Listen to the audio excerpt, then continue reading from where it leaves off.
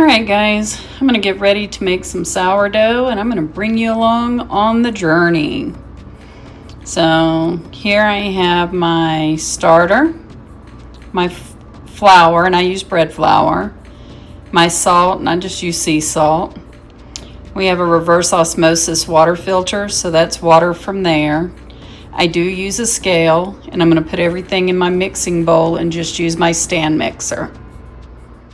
The first thing I'm going to do is I'm going to take my starter and I'm going to put in 165 grams. And I do have my scale here.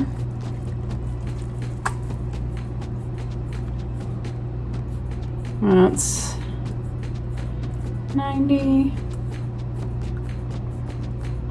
It's 130. 148.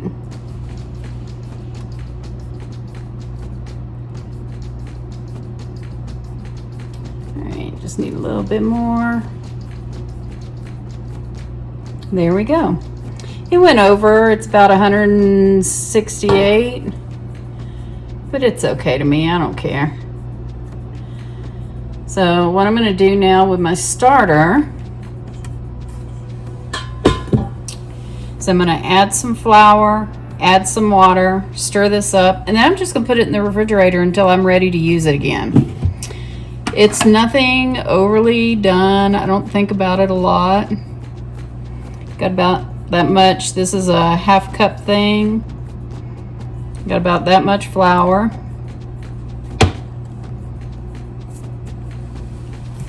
Not measuring anything. Gonna put a little bit of water in here. I'm going to use this little spatula right here that I had. I'm just going to stir this up. Get all of it wet. If I need a little more water, I'll add a little more water. If I need a little more flour, I'll add a little more flour.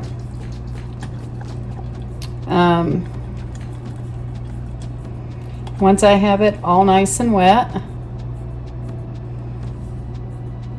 I will literally just put it back in the refrigerator and forget about it. It looks like this now.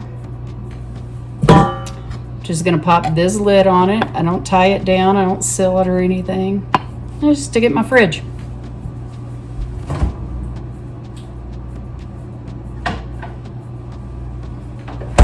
I won't feed it again. I won't do anything with it for the next, I don't know, 5 or 6 days. It'll just sit there. All right, now I've reset my scale so that it's back to 0, and I did that with the spatula in it because it's fine as long as it's back to 0. I'm going to add about 400 grams of my water. And you have to be careful and stop every once in a while because you want to give your scale time to catch up. It's very easy to add too much. I'm at 372, 396. Give it a little dribble. 400, we're perfect. Now I'm going to stir this up just to kind of like dissolve, sorry, my finger, just to dissolve all of that starter into the water. Just like that. Nothing serious. Now I'm going to reset my scale again. I still have the spatula in there. It resets to 0. And then I'm going to add about 650 grams of my flour. I don't stir it up or anything like that. I just put it in there.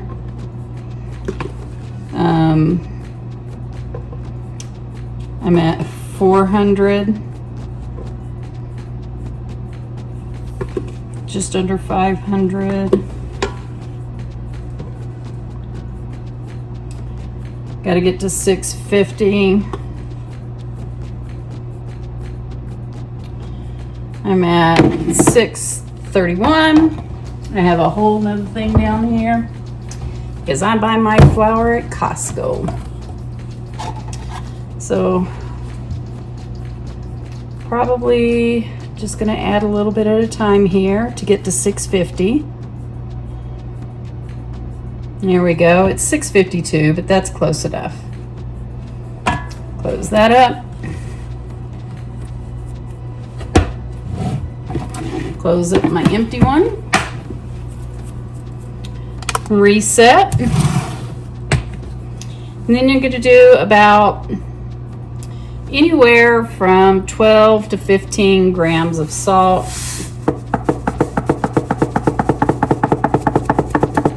This is another one of those things where you put some in, you stop for a minute, make sure it all registers. I'm at 8. I'm at 11. Let's just do just a hair more. There we go. That's 12 grams. That's good enough. This is what it all currently looks like.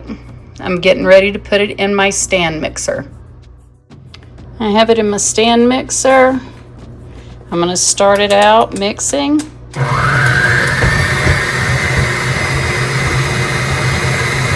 I usually keep the spatula so I could push it down. I'm going to mix it until it's fully mixed, and then I'll be right back.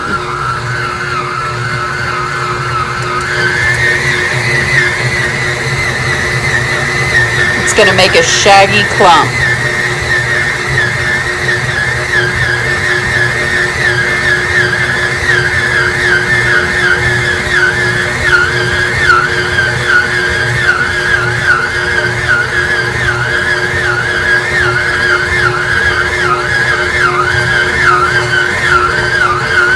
Just like this.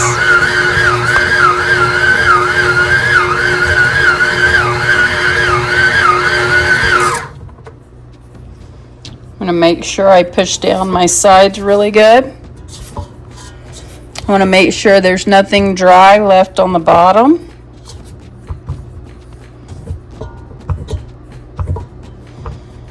Looks good to me.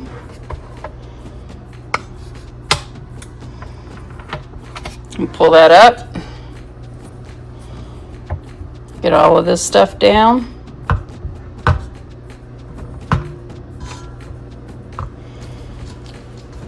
It looks like a big shaggy mess. This is what it looks like after I take it from the mixer. I just kind of use my little spatula, put it into like sort of a ball. It's very stiff.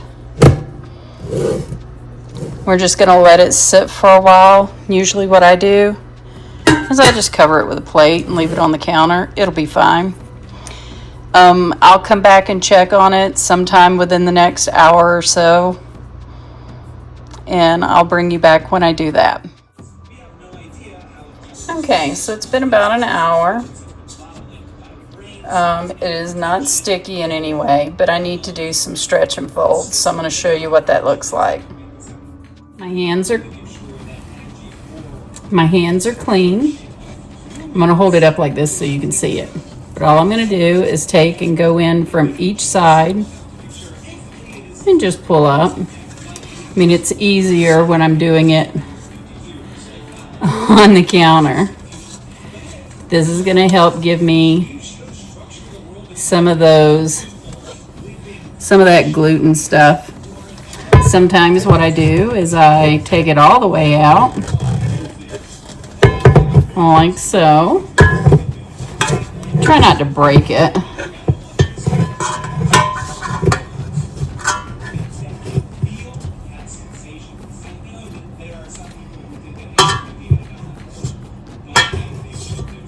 There we go. And then you can just fold it in on itself. Like this for a little bit. You're just trying to build some of that gluten. This is my first time, so doing it with this loaf. I'm going to tuck it all in like this. Stick it back in here. Cover it back up. Just like that. I'll probably come back and check on it in an hour or two. I'm not one of these every 30-minute people, so just whenever it happens, it happens. So it's been about an hour and a half. Dough's right there. It's a little bit sticky. Not too bad. I'm going to take it out and I'm going to go ahead and shape it, and I'm going to put it in the pan I'm going to bake it in, and that's how we're going to bake our bread. I'll probably put it in the fridge for a little while just because I need to cook dinner and not be bothered, but I only technically did one stretch and fold, but I'm okay with that. So let me get everything ready for it. So I bake in loaf pans. I use a loaf pan as a cover and a loaf pan to bake in, and I put it on parchment paper. So I'm going to trim this parchment paper up so that I can fit it inside this pan properly. So to trim the paper up, I just sit my pans on it. I make 2 slits here and 2 slits on this side. I'll show you what it looks like once I get it put inside. So now I have my paper in here. You'll see those side flaps that I cut. They're right here, and the sides are tucked in. So now I'm going to get my dough ready and just put it in there. Nothing else.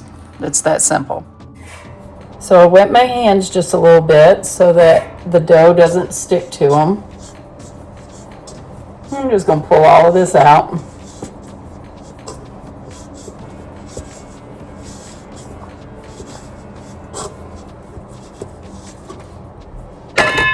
Oops, just like this. I'm going to do some more little folding it in on itself. But I'm going to kind of let it hang and be a little bit cylindrical. So it's kind of loaf pan shaped. I'm just going to stick it in there. This is what the inside of the mixing bowl looks like. All those little bits of sourdough in there can clog up your pipes. So what I'm going to do is use a spoon and scrape up as much as I can to just throw away. And I'll show you what it looks like when I'm done. Alright, now it looks like this. And I'm just going to stick this in my dishwasher because I got a really good dishwasher and it'll get everything clean. So I forgot about my bread last night. It's still in the refrigerator. I'm going to cook it when I get home. But today I am doing a community program with coding robots. Haley. I need help taking this. You guys.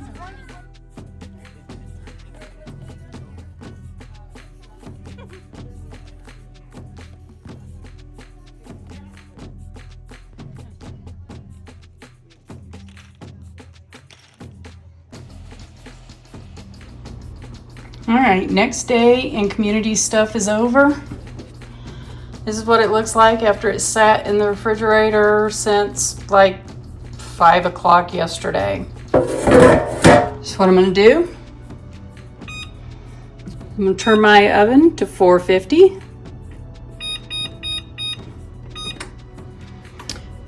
I'm gonna come over here, get my little razor blade thingy. I don't know what it's called. And I'm gonna do one good slice down the side for venting.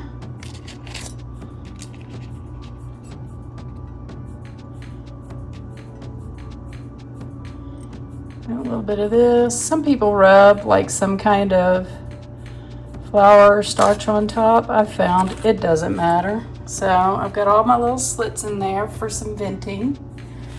As it expands, cover it up. Even though my oven hasn't even finished preheating yet, I'm going to stick it in there and I'm going to set my timer for probably 40 minutes. So let's do this.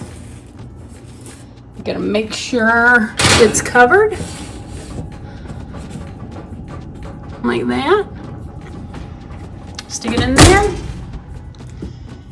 Timer Let's go to 40.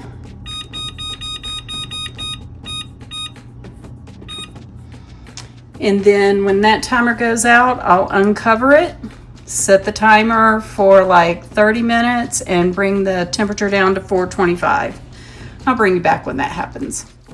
All right, my timer went off. I'm gonna turn the temperature down to 425. I'll set my timer for 30 minutes.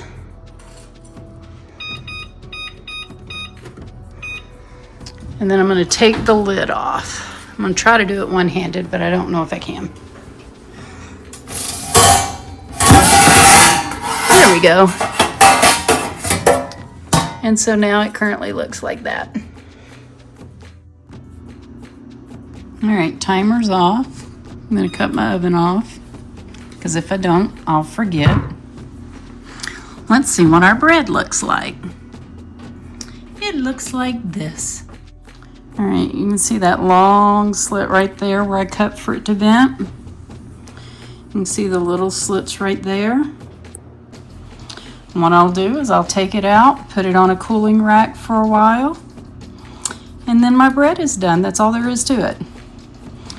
Remember, if you're nervous about making sourdough bread, Caroline Ingalls from Little House on the Prairie did this without a scale, without a refrigerator, in the back of a wagon. Like, it will make bread. Don't be nervous.